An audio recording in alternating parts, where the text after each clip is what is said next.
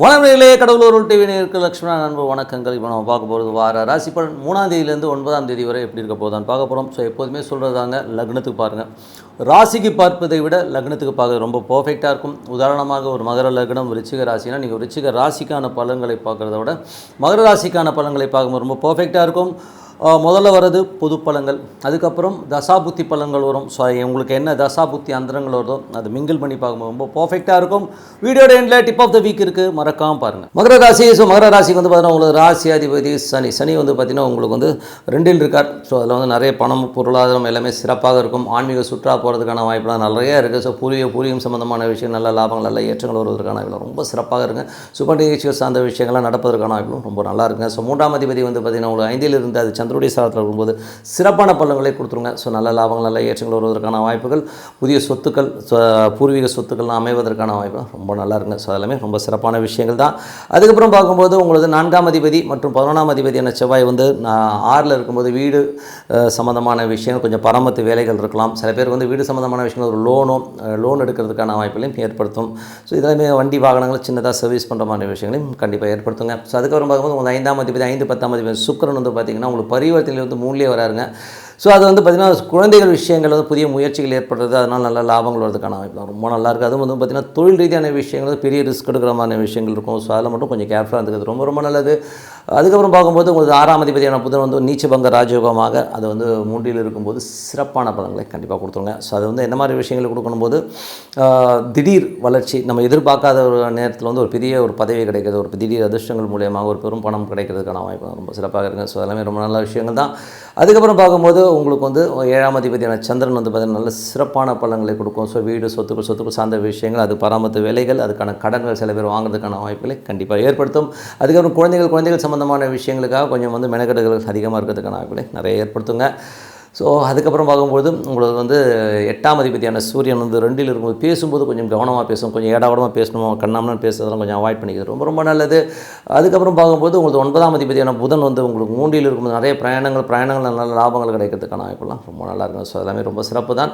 அதுக்கப்புறம் பார்க்கும்போது உங்களுடைய 10ஆம் அதிபதியான சுக்கிரன் வந்து அது வந்து பரிவர்த்தனை 3க்கே வர. ஸோ அவர் வந்து 5லேருந்து 3க்கு வரும்போது நிறைய முயற்சிகள், தொழில் ரீதியான விஷயம், பெரிய முயற்சிகள் செய்வீங்க. அந்த முயற்சியில் பெரிய சக்ஸஸ் ஆகிறதுக்கான வாய்ப்புகளையும் கண்டிப்பாக ஏற்படுத்தும்.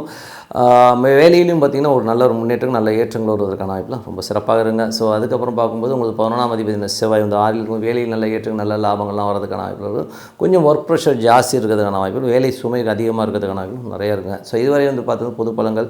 இப்போ பார்க்க போகிறது வந்து தசாபுத்தி பலன்கள். மகர லக்னமாக இருந்து சூரிய தசாபுத்தி 8ஆம் அதிபதியான சூரியன் வந்து உங்களுக்கு 2ல் இருக்கும்போது குடும்பத்தில் கொஞ்சம் வாக்குவாதங்களோ சூடான ஒரு ஸ்ட்ரெஸ்ஸஸோ ஏற்படுத்துறதுக்கான வாய்ப்பு ரொம்ப கவனமாக இருக்கிறது ரொம்ப நல்லது. மகர லக்னமாக இருந்து சந்திர தசாபுத்தின்னு சந்திரன் 7ஆம் அதிபதியான சந்திரன் வந்து பார்த்திங்கன்னா 4, 5, 6ல் வந்து பிரயாணம் பண்ணும்போது சொத்துக்கள் சார்ந்த விஷயங்களுக்காக கொஞ்சம் வந்து நம்ம மெனக்கட்டுறது, கொஞ்சம் கடன் வாங்குறது, இந்த மாதிரி விஷயங்கள் ஏற்படும். அதுக்கப்புறம் குழந்தைகளுக்காக வந்து புதிய விஷயங்கள்லாம் பண்ணுவீங்க. ஸோ இதெல்லாமே ரொம்ப சிறப்பாக இருக்கும். மகர லக்னமாக இருந்து செவ்வாய் தசாபுத்தின செவ்வாய் வந்து பார்த்திங்கன்னா உங்களுக்கு 6ல் இருக்காருங்க. ஒரு 4, 6ஆம் அதிபதி வந்து 11ஆம் அதிபதி 6ல் இருக்கும்போது வீடு பராமத்து வேலைகளோ இல்லை வண்டி வாகனங்கள் வந்து ஒரு சர்வீஸ் பண்ணுறது, இந்த மாதிரி விஷயங்களும், சில பேர் புதிய சொத்துக்கள் வந்து கடன் வாங்கி வாங்குறதுக்கான வாய்ப்பு இருக்கும். தாயாரோட உடல்நலம் சார்ந்த விஷயங்களுக்காக கொஞ்சம் ஹாஸ்பிட்டலைசேஷன் அந்த மாதிரி அலையிறதுக்கான வாய்ப்புகளை கண்டிப்பாக ஏற்படுத்துங்க. மகர லக்னமாக இருந்து ராகு தசாபுத்தின ராகு வந்து பார்த்திங்கன்னா உங்களுக்கு வந்து 3ல் இருக்கும்போது 3லிருந்து அது வந்து இப்போ குருவுடைய சாரத்தில் போகும்போது நிறைய ஆன்மீக பிரயாணங்கள் மேற்கொள்வதற்கான வாய்ப்புகளை நிறைய ஏற்படுத்தும். ஸோ ஆன்மீகம் சம்மந்தமான விஷயங்கள் பிரயாணங்கள் ஏற்படுத்துறது, குழந்தை இல்லாதவர்கள் இப்போ வந்து ஒரு ட்ரீட்மெண்ட் மூலியமாக குழந்தைக்கு பெறுவதற்கான வாய்ப்புலாம் ரொம்ப சிறப்பாக இருக்கும். ஸோ எல்லாமே ரொம்ப சிறப்பான விஷயங்கள். அதுக்கப்புறம் வந்து மகர லக்னமாக இருந்து குரு தசாபுத்தின குரு வந்து பார்த்திங்கன்னா 3ஆம் அதிபதி வந்து பார்த்திங்கன்னா அது வந்து பரிவர்த்தனை 3லே இருக்கும்போது புதிய முயற்சிகளால் பெரிய வெற்றிகள் கிடைக்கிறதுக்கான வாய்ப்பு ரொம்ப சிறப்பாக இருங்க. பெரும் பணம் வருவதற்கான வாய்ப்புகளும் ரொம்ப நல்லாயிருக்கு. அதுக்கப்புறம் பார்க்கும்போது மகர லக்னமாக இருந்து சனி தசாபுத்தின்ற சனி வந்து பார்த்திங்கன்னா உங்களுக்கு வந்து 1ஆம் அதிபதி 2 பெரிய பணம், பெரிய ஒரு வளர்ச்சி, நல்ல ஒரு ஆன்மீக சம்பந்தமான விஷயம், நிறைய பிரயாணம் மேற்கொள்வது, குழந்தைகளுக்காக மெனக்கட்டு ஒரு சில விஷயங்கள்லாம் சிறப்பாக செய்வதற்கான ரொம்ப சிறப்பாக இருங்க. மகர லக்னமாக இருந்து புதன் தசாபுத்தின புதன் வந்து 6 மற்றும் 9ஆம் அதிபதி வந்து 2ல் இருக்கும்போது நிறைய வருமானங்கள், ஸோ நல்லா வந்து ஒரு மேற்படிப்புக்கு போனீங்கன்னா அது சக்ஸஸ் ஆகிறது. ஸோ அந்த மாதிரி விஷயங்களாக இருக்கும். அதுக்கான பிரயாணங்கள், அதாவது 3ல் இருக்கும்போது நிறைய பிரயாணங்கள் மேற்கொள்வதற்கான வாய்ப்பு, வேலையிலையும் பார்த்திங்கன்னா நிறைய பிரயாணங்கள் மேற்கொள்வதற்கான வாய்ப்புலாம் நிறைய இருக்குங்க. மகர லக்னம் வந்து கேது தசை, கேது வந்து பார்த்திங்கன்னா உங்களுக்கு வந்து 9ல் இருக்கும்போது நிறைய ஆன்மீக சம்பந்தம் சம்மந்தமான தேடல்கள், அடுத்த கட்டத்துக்கு முன்னேறுவதற்கான ஒரு ஆன்மீக தேடல் இருக்கிறதுக்கான வாய்ப்புகள் நிறைய பேருக்கு இருக்கும். அதே நேரத்தில் வந்து பார்த்திங்கன்னா அப்பாவுடைய உடல்நலம் சார்ந்த விஷயங்கள், கொஞ்சம் ட்ரீட்மெண்ட் இந்த மாதிரி விஷயங்கள் போகிறதுக்கான வாய்ப்புகள். சில பேர் வந்து இப்போ மேற்படிப்புக்காக கொஞ்சம் கடன் அப்ளை பண்ணிங்கன்னா கண்டிப்பாக கிடைக்கிறதுக்கான வாய்ப்புலாம் ரொம்ப நல்லாயிருக்கு. ஆனால் ஒரு ஸ்ட்ரெஸ்ஸஸ் இருக்கும்னா கண்டிப்பாக அந்த ஸ்ட்ரெஸ்ஸஸ் கண்டிப்பாக இருக்கும். மகர லக்னமாக இருந்து சுக்கிர தசாபுத்தியான சுக்கிரன் வந்து பரிவர்த்தனையில் வந்து 5ஆம் அதிபதி 3லே இருக்கும்போது குழந்தைகளோட வளர்ச்சி ரொம்ப சிறப்பாக இருக்கும். எதிர்பார்த்ததை விட வந்து உங்களோட வளர்ச்சி நல்ல ஒரு ஏற்றங்கள் வருவதற்கான வாய்ப்பு நல்லா இருக்குது. தொழில் ரீதியான விஷயங்கள், புதிய கடன்கள் வாங்குறதுக்கான நிர்பந்தங்கள் ஏற்படலாம். அதில் மட்டும் கொஞ்சம் கேர்ஃபுல்லாக இருக்குது, ரொம்ப ரொம்ப நல்லது. இதெல்லாம் ஒரு கேல்குலேஷன். ஸோ இந்த கேல்குலேஷன் வந்து எது ப்ளஸ் மைனஸ் நோட் பண்ணும்போது எல்லாமே சிறப்பாக நடப்பதற்கான ரொம்ப சிறப்பாக இருக்குங்க. ஸோ எது நடக்கிறதுனால ஒரு பிரார்த்தனை ரொம்ப ரொம்ப அவசியங்க. ஸோ மனதார வந்து இறைவனை வந்து பிரார்த்தனை பண்ணும்போது கண்டிப்பாக நம்ம அடுத்த லெவல் போகிறதுக்கான வாய்ப்புலாம் சூப்பராக இருக்கும். ஏன்னா வந்து 3 வேளை சாப்பாடு, ஒரு வேளை தூக்கம் எப்படி அவசியமோ அதனால் பிரார்த்தனை ரொம்ப ரொம்ப அவசியம். ஸோ இப்போ பார்க்க போகிறது tip of the week. So tip of the வீக்கில் வந்து நம்ம பார்க்க போகிறது யோகம், மகா யோகம். அது நாங்கள் யோகமும் மகா யோகமும் மாற்றுறது எப்படி அப்படிங்கிறது தான். ஸோ இதில் வந்து என்னென்னா, இது நான் எதுக்கு சொல்கிறேன்னா, யோகங்கிறது வந்து எல்லாருக்குமே வருங்க. ஸோ ஒரு எல்லா மனிதராக பிறந்த எல்லோருக்குமே வரும். அது நம்ம எப்படி மகா யோகமாக கன்வெர்ட் பண்ணிக்கிறதுங்கிறது தான் வந்து இதில் ஒரு புத்திசாலித்தனம். இதில் வந்து எப்படி சொல்கிறேன்னா, ஒரு நல்ல காலகட்டம் வருதுன்னு வைங்களேன், யோகா காலகட்டங்கள் வரும்பொழுது நம்ம அதை கரெக்டாக யூஸ் பண்ணிக்கணுங்கிறது தான் உண்மையான விஷயம். ஸோ அதை யூஸ் பண்ணிக்கிறதுக்கு என்ன பண்ணணுமோ, வி திங்க் பிக்னு சொல்லுவாங்க. திங்க் பிக்னா ஒரு பெரிய இலக்கை நோக்கி நம்ம ஓடுறதுங்கிறது நம்ம வந்து வச்சுக்கணும். அந்த மாதிரி இலக்கை வச்சுட்டு இப்போ ஒருத்தருக்கு வந்து ஒரு சுக்கிர திசை வருது. நிறைய பேருக்கு வந்து நான் பார்த்துருக்கேன், சுக்கிர திசை வந்து ஒரு நல்ல யோகமாக ஒரு 20 வருஷம் திசை இருக்கும். அந்த திசையில் என்ன நினைப்பாங்கன்னா, அந்த பணம் நான் பெரிய லெவலில் வந்து அவங்களுக்கு ஃப்ளோ வரும். ஸோ அந்த ஃப்ளோ வரும்போது என்ன நினச்சிடுவாங்க, இந்த பணம் நமக்கு கண்டினியூவாக வரும்னு சொல்லிட்டு தூம்னு சும்மா அடித்து நொறுக்கி எல்லாத்தையும் காலி பண்ணிவிட்டு அதுக்கப்புறம் தான் அந்த திசை போனதுக்கப்புறம் பார்த்திங்கன்னா அந்த அதிர்ஷ்டம் போயிடும். அந்த 20 வருஷம் அந்த செல்வ வாழ்க்கை போய்ட்டு சூரிய திசை வரும்போது அப்படியே அந்த கிராஃப் இறங்கும். அப்போது அவங்க ரொம்ப ஃபீல் பண்ணுவாங்க, நான் இப்படிலாம் இருந்தேன், பட் நான் சேஃப்டி பண்ணியிருக்கலாம் அப்படிங்கிறலாம். இப்போ எனக்கே எடுத்துக்கிட்டிங்கன்னா, நான் பிஸ்னஸில் இருக்கும்போது பார்த்திங்கன்னா நான் கொஞ்சம் அகலக்கால் வச்சேன் நான். ஸோ அகலக்கால் வைக்கும்போது நான் இப்போ யோசிக்கிறேன், நான் அந்த அகலக்கால் வைக்காமல் நான் கொஞ்சம் வந்து சுதாகரிப்பாக இருந்ததுன்னா இன்றைக்கி வந்து ஒரு 2-3 கோடி ரூபா சம்பாதிச்சிருக்கலாம் வேறு விதமாக அப்படிங்கிறது வந்து எனக்கு தெரியுது.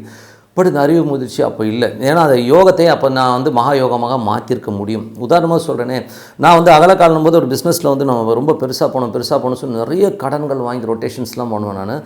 ஆனால் அந்த ரிஸ்க்குங்கிறது வந்து எனக்கு தெரியல. எனக்கு ரொம்ப சின்ன வயசு, ஒரு 17 வயசுலேருந்து ஸ்டார்ட் ஆகி ஒரு 27-28 வயசுக்குள்ளே இந்த ஒரு கேம் ஆடினேன். நிறைய பணம் நல்ல ரொட்டேஷன்ஸ் வந்தது, நல்ல ஒரு வியாபாரம் இருந்தது. அப்போ வந்து ஒரு கான்ஃபிடன்ஸ் வரும். ஸோ அப்போது நான் என்ன பண்ணிட்டோம், அகலக்கால் வைக்கிறதுன்ற போது கடன் கேட்ட உடனே யாராக இருந்தாலும் கொடுப்பாங்கன்ற ஒரு கான்ஃபிடன்ஸ் வந்து பெரிய அகலக்கால் வச்சு மாட்டிக்கிட்டோம். பட் அன்றைக்கி மட்டும் நான் அந்த அகலக்கால் வைக்காமல் கொஞ்சம் இருக்கிறதே இருந்துக்கிட்டு வேறு விதமாக போயிருந்தேன்னு வைங்களேன், இன்றைக்கி வந்து என்கிட்ட வந்து ஒரு 4 to 5 crores கண்டிப்பாக இருக்கும். அதான் யோகம் அப்போ மகா யோகமாக மாற்றிருக்கும். நான் அந்த யோகத்தை வந்து நான் மகா யோகமாக மாற்றிக்கல, விட்டுட்டேன். ஓகேங்களா? ஸோ நீங்கள் வந்து ஒரு நல்ல ஒரு காலகட்டங்கள் யோகங்கள் வரும்பொழுது நம்ம என்ன பண்ணணும்னா, அதை வந்து கரெக்டாக ஒரே இடத்துல. இப்போ ஒரு சில பேர் வந்து வியாபாரத்தில் வந்து ஒரு பெரிய காசு வருதுன்னு வைங்களேன், அதிலே திருப்பி போட்டுக்கிட்டே இருப்பாங்க.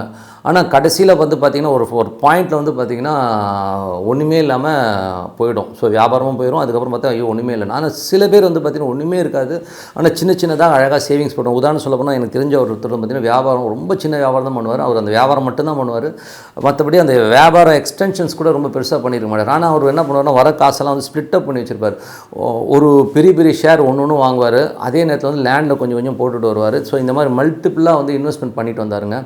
வெறும் இந்த மாதிரி விஷயம் மட்டும் கிட்டத்தட்ட வந்து அவர் வந்து இன்றைக்கி அவர் மாத சம்பளமே பார்த்திங்கன்னா அப்போல்லாம் வந்து 3000 ரூபா வாங்கிட்டு இருந்த ஒரு ஆள், இன்றைக்கி அவர் கையில் வந்து ஒரு 10 crores மேலே இருக்குங்க.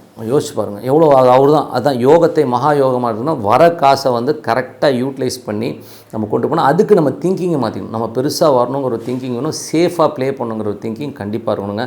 ஸோ அதை தான் நல்ல காலம் வரும்போது சேமித்து கரெக்டான சேமிப்பாக மாற்றினீங்கன்னா கண்டிப்பாக ஒரு யோகம் மகா யோகமாக மாறுங்கிறது எந்தவித தயக்கமும் வேணாம். ஸோ பிளான் பண்ணுங்கள், ஒரே விஷயத்தில் இன்வெஸ்ட் பண்ணாதீங்க. யோகத்தை மகா யோகம் மாத்திரம் வேறு விதத்தில் வந்து ஒரு லேண்டில் வாங்கி போடுறதோ, ஒரு சின்ன விஷயங்கள் வந்து சின்ன லேண்டாக வாங்கி போட்டிங்கன்னா ஒரு காலகட்டத்தை திரும்பி பார்க்கும்போது பல கோடிகளாக இருக்குன்றது உண்மையான விஷயம். ஸோ யோகம் வரும்போது பிடிச்சிக்கங்க. இந்த யோகம் கண்டினியூவாக வரும்னு சொல்லிட்டு தூம் செலவு பண்ணிட்டு மாட்டிக்காதீங்கிறது தான் உண்மையான விஷயம். ஸோ அதனால் என்னை பொறுத்தவரை எல்லாமே வந்து யோகமும் மகா யோகமும் நம்மளாக வந்து க்ரியேட் பண்ணிக்க தான். ஸோ மற்றபடி என்னங்க, உங்களிடம் விடைபெறுவது உங்கள் லக்ஷ்மி நாராயணன். சேனல் சப்ஸ்கிரைப் பண்ணுங்கள். நன்றி, வணக்கம். கடவுள் அருள் டிவியை பார்த்தமைக்கு நன்றிகள். மேலும் இது போன்ற தகவல்களை தெரிந்து கொள்ள கடவுள் அருள் டிவியை சப்ஸ்கிரைப் செய்யுங்கள். மறக்காமல் பெல் ஐக்கானை கிளிக் செய்யுங்கள்.